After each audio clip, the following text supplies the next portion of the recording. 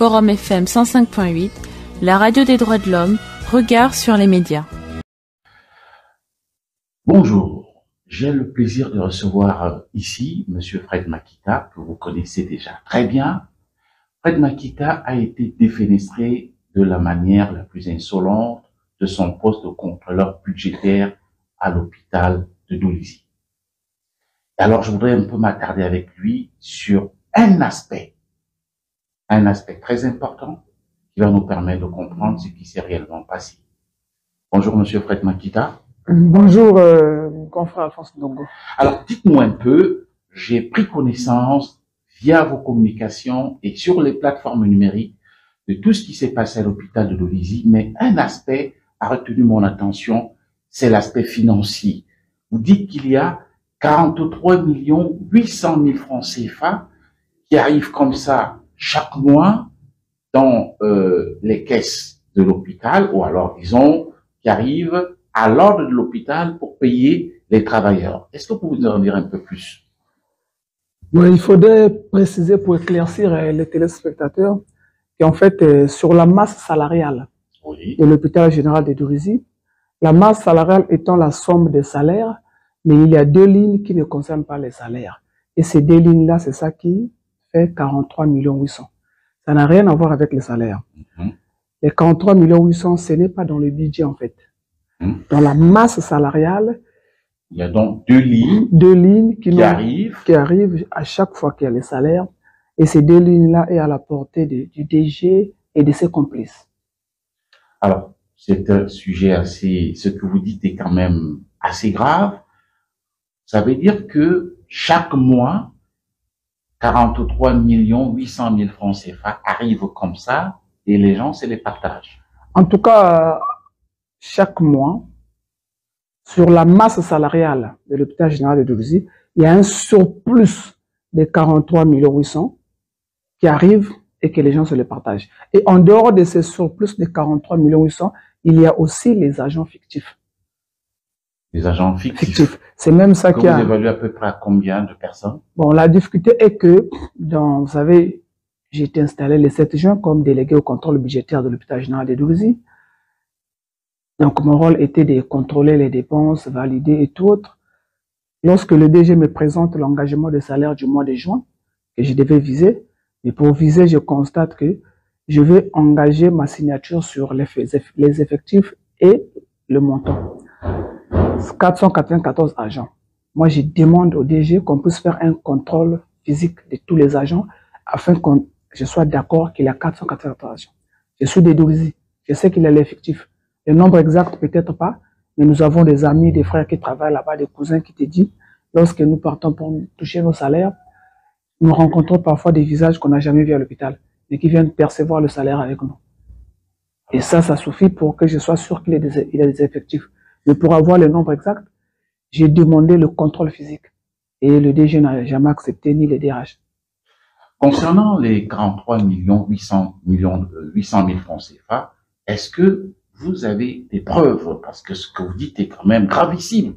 Est-ce que vous avez des preuves lors de votre passage? Vous avez pu avoir des preuves qui nous permettent un peu de confirmer cette information? Bien sûr que j'ai les preuves.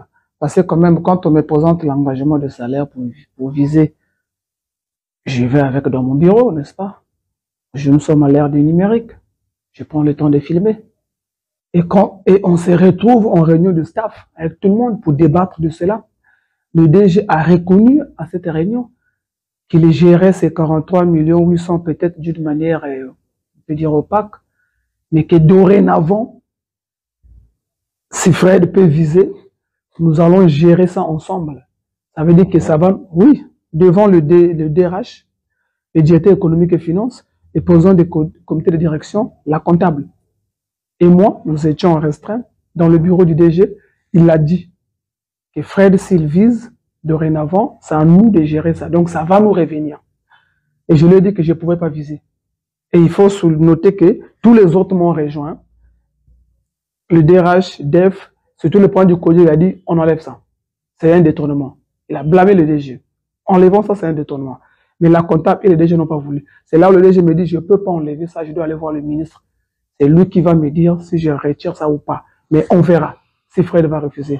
Et j'ai dit au DG, même si c'est le ministre qui m'appelle pour me demander de valider le détournement, je ne le ferai pas. Ah bon, tu vas désobéir au ministre? J'ai dit, je ne le ferai pas, même si c'est le ministre qui m'appelle. Parce que c'est un détournement. Je ne suis pas venu ici pour soutenir le détournement. Alors, est-ce que on a quand même des instruments de lutte contre la corruption dans notre pays? Il y a des contrôles qui se font, il y a l'inspection d'État.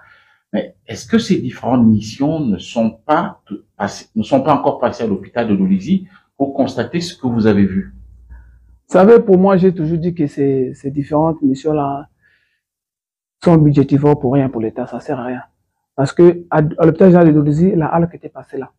Bien avant. L'autorité de lutte contre la corruption. Est passée à l'hôpital général de Dolisie bien avant que je n'arrive là. Je sois installé. Les résultats qu'ils ont trouvés là-bas, on connaît. Il faut plutôt demander à la HALC où est-ce qu'ils ont mis ou classé ces dossiers. Parce que ce qu'ils avaient trouvé à l'hôpital général de Dolisie, ça pouvait déjà régler la situation avant même que je ne sois installé. On n'aurait pas ces problèmes qu'on a aujourd'hui. Peut-être que j'aurai encore même mes fonctions. La HALC doit nous dire où est-ce qu'ils ont gardé ça. Parce qu'au lycée de Mbunda, quand la HALC est arrivée, le fondé, c'est lui qui est chargé de payer là-bas. Comme il n'avait pas quelque chose à donner à la HALC, il était obligé, après de fuir, hein, il a pas. Bon, je préfère qu'on revienne à l'hôpital. On parlera certainement du secteur de l'enseignement une autre fois. Mais à vous entendre parler, c'est qu'il y a comme donc des pratiques, des détournements de fonds. Et lorsqu'on fait un petit calcul, on est quasiment à 500 millions par an. N'est-ce pas, si il faut dire les choses ainsi. Alors, pour vous, vous avez dit qu'il y a des gens qui détourneraient cet argent. Est-ce que vous, dans votre fonction de contrôleur, vous avez pu identifier vers où va cet argent? Oui, cet argent, ma hiérarchie a sa part. Parce que lorsque le DG dit, je ne peux pas retirer ces 2 lignes, je dois aller voir le ministre et on verra. Le DG vient sur Brazza. Et quand il revient à Dolisie, c'est le même jour que la note qui met fin à mes fonctions signée par le ministre Gatté arrive. Mais c'est bien clair que le ministre Gatté sait là où va cet argent. Bon, il est mon chef. Il reçoit les plaintes du DG. Il me relève sur la base de quoi? Puisque moi, pendant tout mon temps à Dolisie, les 21 jours que j'ai travaillé, j'informais au DG du contrôle budgétaire. J'ai une conversation sur WhatsApp. Mon rapport, je devais le faire le 7 juillet parce qu'il fallait faire 1 mois. Mais je l'ai même fait avant le 7 juillet. Le DG du contrôle budgétaire a mon rapport. Il l'avait reçu et il avait accusé réception. On causait avec lui tout le temps.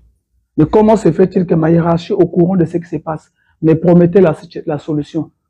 On voit une note qui met fin à mes fonctions. Il m'accuse quoi? Si ce n'est de refuser la... Est-ce que vous n'êtes pas allé au-delà de vos prérogatives aussi?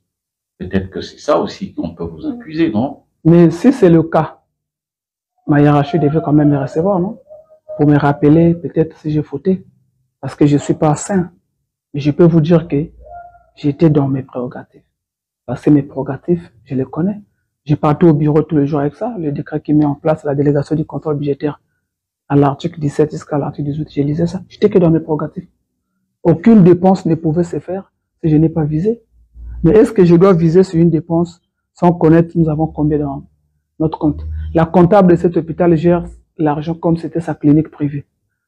Elle n'a jamais présenté un journal des recettes, ni les déclarations des recettes. Et ces débats, nous l'avons eu devant le président du comité de direction. La comptable a dit, devant le président du comité de direction, Jean-Jacques Moka, le docteur, qu'il ne va pas me présenter la situation financière de cet hôpital. Et même le DG lui a dit, mais sois transparente, présente à Makita ce qu'il veut. Elle a dit jamais. On s'était même fait des échanges de paroles. Elle m'avait aussi dit, on verra. Alors, ce qu'on peut retenir, je pense que vous avez suivi les détournements qui auraient cours à l'hôpital de Dolisie, quitte à ce que les instruments de lutte contre la corruption fassent réellement leur travail, l'inspection d'État, l'inspection des finances, il y a des instruments dans notre pays, et pourquoi pas les services aussi de police qui ont quand même des services financiers pour mener des investigations. Ce que dit Fred Makita fait froid dans le dos. Je l'ai reçu ici pour qu'il nous donne sa part de vérité, c'est ce qu'il a fait. Si le directeur général ou les autres personnes, la comptable, ont des répliques à porter, eh ben, je serai tout heureux de les recevoir et pourquoi pas. Est-ce que vous êtes prêts à ce qu'il y ait une confrontation d'une émission entre le directeur général et vous, Madame la comptable? Je suis très disponible, surtout que la comptable vit à Brazza, sur les frais d'émission de l'hôpital général, et que moi je suis à Brazza, et je suis très disponible. C'est une piste que nous suivons la situation. C'est quand même gravissime au moment où le pays connaît un assèchement financier. S'il y a 43 800 000 qui seraient détournés comme ça chaque mois, eh ben, je pense qu'il y a quand même de l'ordre à remettre dans la gestion de l'hôpital de l'Olivier, mais aussi dans la gestion de tous les hôpitaux. Fred Makita, merci et à la très prochaine occasion. C'est moi qui